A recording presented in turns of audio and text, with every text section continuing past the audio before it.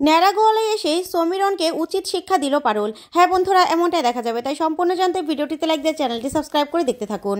গল্পের শুরুতেই দেখা যাবে দাদু পারুলের ইউনিভার্সিটিতে যায়, গিয়ে ডিনের সঙ্গে দেখা করে। তখনই ডিনে বলতে থাকে, কি হয়েছে বলুন। তখনই দাদু বলতে থাকে, আমি পারুলের এখান থেকে নাম কাটতে চাই। তখনই ডিনে এই কথা শুনে অবাক হয়ে যায়, বলতে থাকে, কি টিসি? টিসি কেন? আর পারুলের এই সময় টিসি নেওয়াটা তো ভালো হবে না, ওর পড়ালেখা নষ্ট হয়ে যাবে। তখনই দাদু বলতে থাকে, শুনুন, পারুলের কিসে ভালো হবে না হবে সেটা আমি বুঝবো, কিন্তু পারুল এই ইউনিভার্সিটিতে আর পড়বে না। তখনই এই কথা শুনে ডিনে চমকে যায় আর বলতে থাকে, কেন কেন পড়বে না? তখনই দাদু বলতে থাকে, না, এই ইউনিভার্সিটিতে আমি জানতাম আগে শুধুমাত্র পড়াশুনো হয়, কিন্তু তার মধ্যে যে এসব কিছু হয় তা আমি জানতাম না। তখনই ডিনে বলতে থাকে, কেন কি হয়েছে? তখন দাদু বলতে থাকে, এই যে প্রোগ্রামের নামে যে ভ্যালেন্টাইন্স ডে যে একটা প্রোগ্রাম হলো, সেটা সেটা একটা বেয়াল্লাপনা। এগুলো করলে কোনোদিনও কোনো স্টুডেন্ট ভালো পর্যায়ে যেতে পারে না। তখন এই কথা শুনে ডিনে চমকে যায় আর বলতে থাকে, কি বলছেন আপনি? পড়াশুনোর মাঝখানে এটাও একটা প্রোগ্রাম, শুধুমাত্র এইসবের জন্য আপনি পারুলের জীবনটা নষ্ট করে দেবেন? আমি তো আগেরবার দেখেছিলাম যে পারুল আপনার জন্য কিভাবে লড়াই করেছিল, আর আপনি কিনা ওর জীবনটা এখানেই নষ্ট করে দেবেন। তখন দাদু বলতে থাকে, শুনুন, আমার পরিবারের কার কিসে ভালো হবে সেটা একমাত্র আমি ঠিক করব। আরেকবারও বলছি, আমার পরিবারের কার কিসে ভালো হবে সেটা আমি ঠিক করব, অন্য কারো থেকে এই নিয়ে আমি পরামর্শ চাই না। তখনই ডিনে চমকে যায় আর রেগে গিয়ে দাদুকে বলতে থাকে, হ্যাঁ সেটা তো আমি জানি, আপনার তাদেরই এমন করে আপনি ভুলে যাবেন আর তাদের এরকমভাবে সর্বনাশ করবেন সেটা আমি জানি। তখনই দাদু চুপ করে বসে থাকে। তারপরে ডিনে রেগে গিয়ে পারুলের টিসি দিয়ে দেয়। ওইদিকে দেখা যাবে পারুলের বন্ধুরা ডিনের অফিস রুমের বাইরে দাঁড়িয়ে থাকে। তখনই নারুকে দেখে সবাই এসে বলতে থাকে, নারুদা কি হয়েছে গো? দাদু এখানে কি করছে? তখনই নারু বলতে থাকে, সর্বনাশ হয়ে গেছে গো, অনেক বড় বিপদ হয়ে গেছে। তখনই সবাই চমকে যায়, বলতে থাকে, কি হয়েছে? তখন নারু বলতে থাকে, পারুলকে দাদু এখান থেকে ন্যাড়া গলে পাঠিয়ে দিচ্ছে, এখান থেকে দাদু নাম কাটতে নিয়ে এসেছে পারুলের। তখন এই কথা শুনে পারুলের বন্ধুরা অবাক হয়ে যায়, বলতে থাকে, কি বলছো তুমি? কেন, হঠাৎ করে কি হয়ে গেল? তখন নারু ওদের কাছে সবটা খুলে বলে।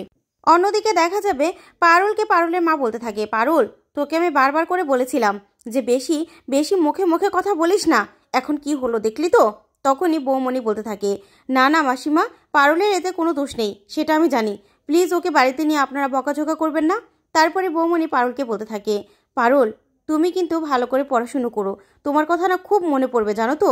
তখন পারুল কান্না করতে থাকে বৌমণিকে ধরে আর বলতে থাকে, বৌদিদি বিশ্বাস করো, আমি না কোনো ভুল করি নাই গো, শুধুমাত্র আমার বন্ধুর পাশে দাঁড়িয়েছিলাম, তার জন্যই আমাকে এই কাজটা করতে হয়েছিল, কিন্তু দাদুর সম্মান আর এই বাড়ির সম্মান আমি নষ্ট করতে চাইনি, এরকম কোনো ইন্টেনশন আমার ছিল না।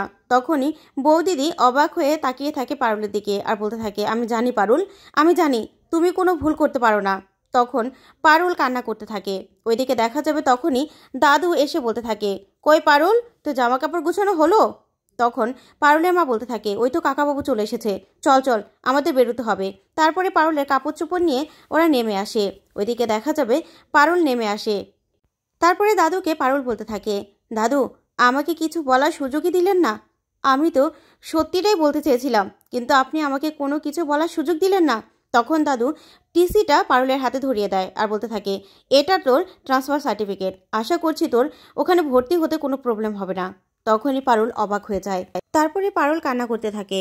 ওইদিকে দেখা যাবে মল্লা রায়ানকে বলতে থাকে, রায়ান, তুই এর পরেও কিচ্ছু বলবি না, চুপ করে এখানে দাঁড়িয়ে থাকবি বল? সেদিন তো পারুল র্যাম্পে হাঁটতে চায়নি, সুমেধার মডেলটার ওই অবস্থা হলে বলেই তো ও র্যাম্পে হেঁটেছিল। আর ওর যদি এরকম কোনো ইন্টেনশন থাকতো, ও যদি মডেল হতে চাইতো, তাহলে তো এরকম বড় একটা সুযোগ ও হাতছাড়া করতো না। ও তো পড়াশুনোর জন্য সেই মডেলিংয়ে চান্সটা পেয়েও ও সেই সুযোগটা কাজে লাগায়নি। তুই বল না।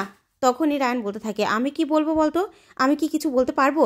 দাদুর মুখের উপর কারো কি কথা বলার কোনো সুযোগ আছে? তখন মল্লার বলতে থাকে, কিন্তু ক্ষতিটা তো আমাদের জন্যই হলো বল, আমাদের জন্যই তো হলো। তারপরে দেখা যাবে ঠাম্মি দাদুকে বলতে থাকে, মেয়েটার এতদিনের স্বপ্ন ছিল ব্রাইটম্যান্সে পড়া, আর তুমি সেই স্বপ্নটা ভেঙে দিলে। তখন দাদু বলতে থাকে, শোনো, ওর স্বপ্ন কি ব্রাইটম্যান্সে পড়া ছিল না পড়ালেখা করা ছিল? ওর যদি স্বপ্ন পড়ালেখা করা থাকে তাহলে ও যেখানে খুশি সেখানে গিয়ে পড়াশুনো করতে পারবে, বুঝতে পেরেছো? তখনই ঠাম্মি আর কিছুই বলতে পারে না। তখন পারুলের বাবু বলতে থাকে, কাকা বাবু, আমার মেয়ে আপনার সঙ্গে যে ব্যবহারটা করেছে তার জন্য আমি আপনার কাছে ক্ষমা চাইছি। তখন দাদু পারুলের বাবাকে চুপ করতে বলে। তারপরে পারুলের হাতে টিসি ধরিয়ে দিলেই পারুল সবাইকে এক এক করে প্রণাম করতে থাকে। ওইদিকে দেখা যাবে রায়ানের সামনে গিয়ে পারুল কান্না করতে থাকে, কিন্তু রায়ানকে পারুল কিছুই বলে না। তখন রায়ানও পারুলের দিকে এক দৃষ্টিতে তাকিয়ে থাকে।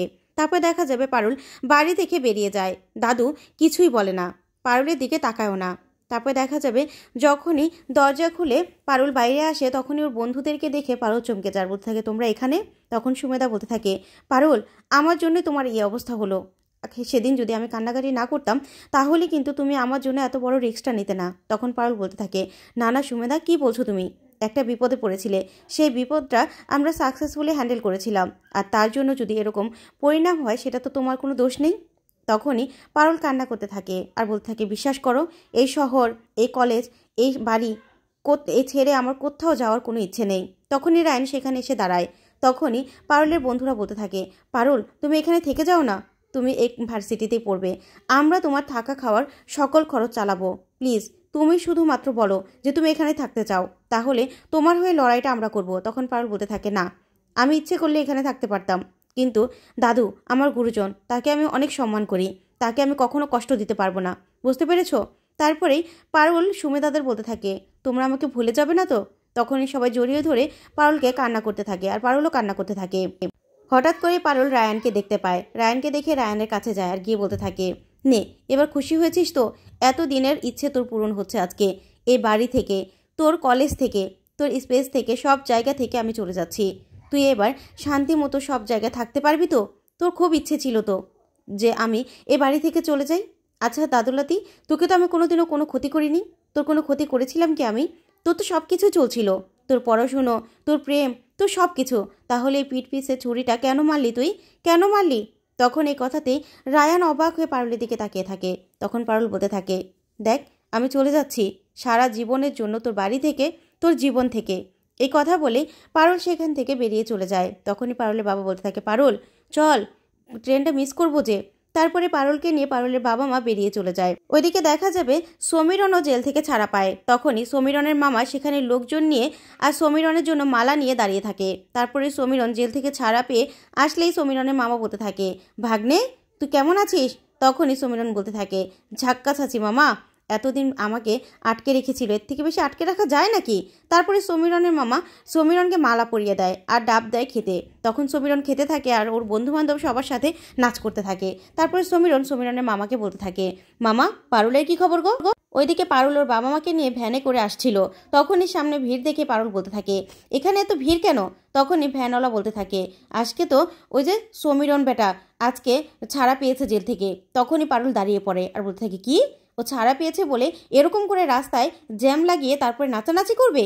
ও যেখানে খুশি সেখানে গিয়ে এরকম নাচানাচি করুক, কিন্তু রাস্তাটা তো ওর বাপের নয়। তখনই পারুলের মা বলতে থাকে, পারুল এখন গিয়ে হাঙ্গামা করবি না, প্লিজ যাবি না। তখন পারুল বলতে থাকে, কেন যাবো না মা? ওকে কি আমি ভয় পাবো নাকি?